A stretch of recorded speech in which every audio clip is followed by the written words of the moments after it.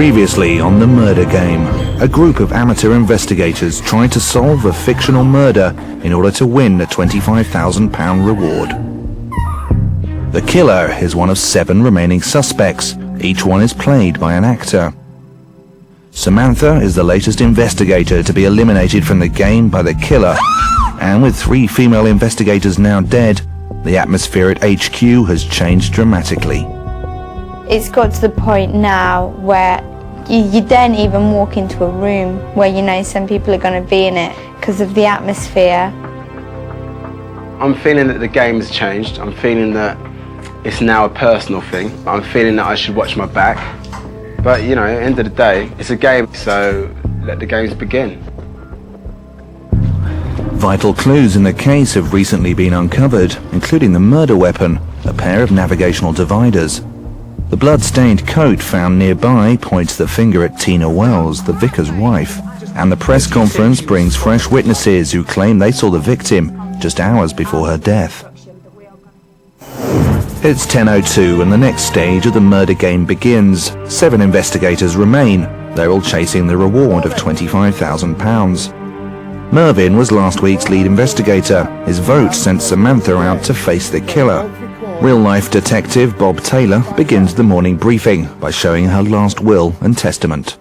As the next lead investigator, I would like to choose Melanie Scythe. She's really got her teeth into this case, and if anyone's going to go on and stand a chance, I hope it's going to be Mel, and I think she deserves longer in the house.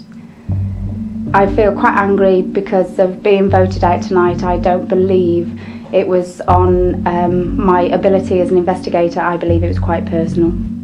As Mel takes her seat as lead investigator, Mervyn defends his decision.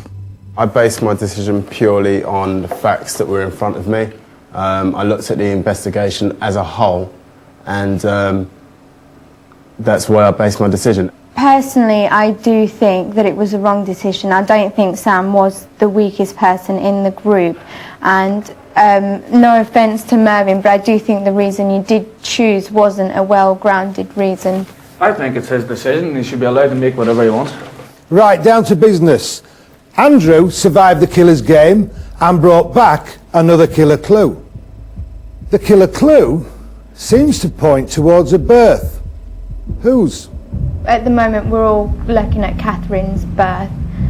We do think that there might be something to do with that.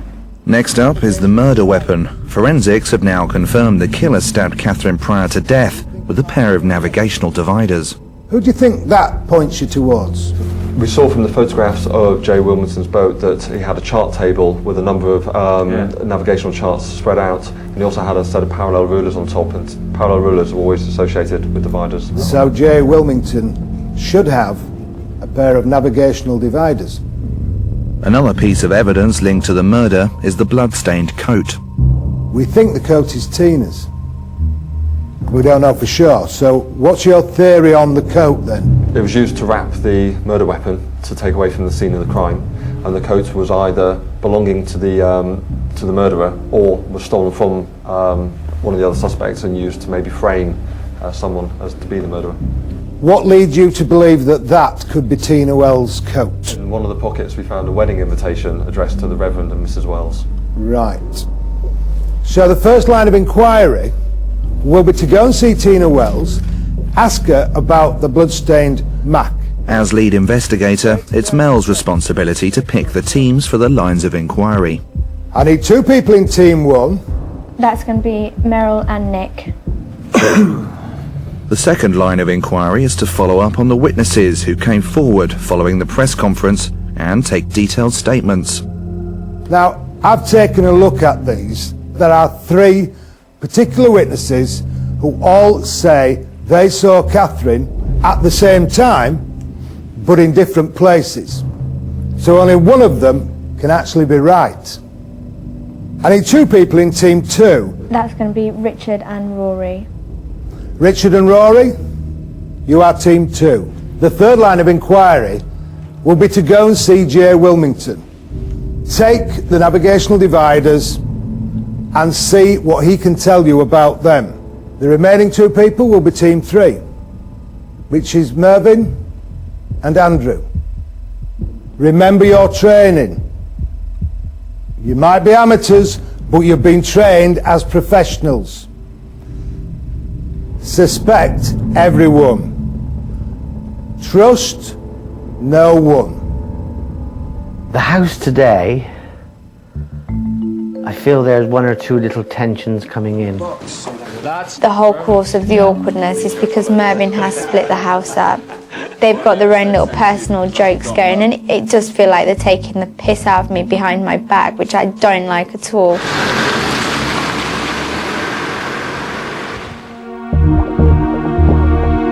The three teams head out on their lines of inquiry. There are hidden tests ahead, which they must all pass if they stand a chance of staying in the game. Andrew and Mervyn are off to find out if Jay Wilmington knows anything about the navigational dividers. But to pass their line of inquiry, will they remember not to leak any information about the murder weapon to the suspect? Morning, Jay. How are you? How you doing? Well, thanks. We've met before. I've investigated Weaver. See you again. Watch your step, yeah. And that's investigator Merchant. Nice to meet you. Hello. Good to meet you. Yeah. Jay, I wonder if you can help us. I'm not too sure what this is. Yeah. I've never seen one before. I know you haven't seen one before. Right. Could you just give us a hand with that? Tell us what that might be. All right, yeah. Where did you find these? All I can say to you at the moment is a piece of evidence that we have in our possession. Right. Really, if you could just maybe give us an idea of what it is and what it's used for. Yeah, they're navigational dividers. They're actually mine. I recognise that chink in it. The chink in it, so it's Yeah, yours. yeah. Right. Okay. Where would they normally be kept? Well, I keep them wherever I keep my maps. With your maps? Yeah. Okay. So that would be on board your. Yeah, it'd be either in the saloon or it'd be in the wheelhouse. Okay. When was the last time you saw this? Well, I've actually haven't seen them for a couple of days. For a couple of Yeah, days. so I just thought maybe I've misplaced them or something. So you thought you had misplaced them? Yeah. Right. Okay. Interesting. So you can't say where you found them? As I said before, it's within our possession, but we can't actually divulge any information at all at this stage, anyway. Okay. Yeah.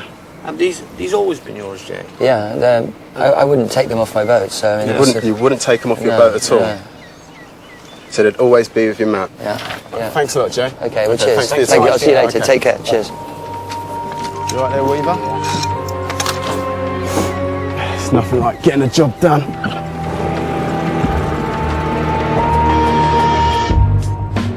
Team 1's line of inquiry is to find out if the bloodstained coat belongs to Tina Wells. As the murder inquiry progresses, Meryl and Nick are becoming more and more absorbed in their roles as investigators. God, yes. Maybe jump. I think we're turning into the junkiest crowd. Really are. I see a police car and I think, is it something to do with us? The bits I find difficult on lines of inquiry is confrontation with people. Like I seem to be the only one who's dealt with Tina Wells at the moment, and she's always terribly hyper, and I'm always having to calm her down for one reason or another. I find, I keep thinking, oh, that wretched woman. Team 1's hidden test is to follow up on anything suspicious during the conversation.